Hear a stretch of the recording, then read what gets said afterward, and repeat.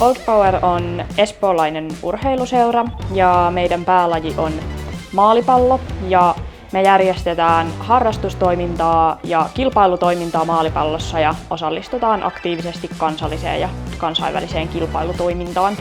No, maalipallo on alun perin näkövammaisille kehitetty joukkuepallopeli, mutta sitä voi yhtä lailla pelata näkövammaiset ja täysin näkevät urheilijat, eli täysin kuuloaistin ja tuntoaistin varassa pelattava 3-3 joukkuepallopeli. Maalipallolla on positiivinen tulevaisuus. Me ollaan aika pieni laji, niin toivotaan, että tulevaisuudessa saadaan paljon uusia ihmisiä lajin pariin eri tehtäviin sekä pelaajiksi, tuomareiksi, vapaaehtoisiksi, seuratoimijoiksi. Kaikkiin rooleihin toivotaan lisää ihmisiä ja sitä kautta saadaan kasvatettua seuratoimintaa ja lisää näkyvyyttä. Kun yritys tukee Old Poweria ja maalipalloa, niin yritys pääsee mukaan mahdollistamaan yhdenvertaista urheilua, jossa näkövammaiset ja vammattomat urheilijat urheilevat tasavertaisesti samalla viivalla.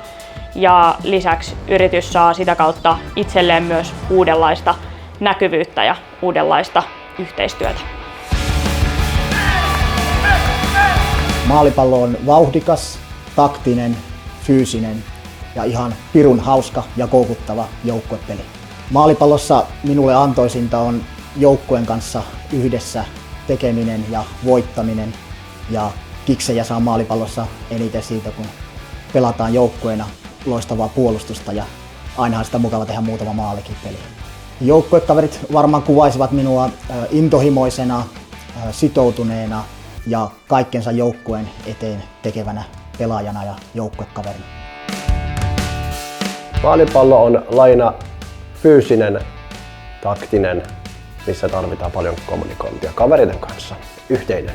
Maalipallossa on parasta Old Powerin yhteisökavereiden kanssa olla ja itselle tulee hyvä olo, kun torjuntan pelissä kovan ja hienon rankarin.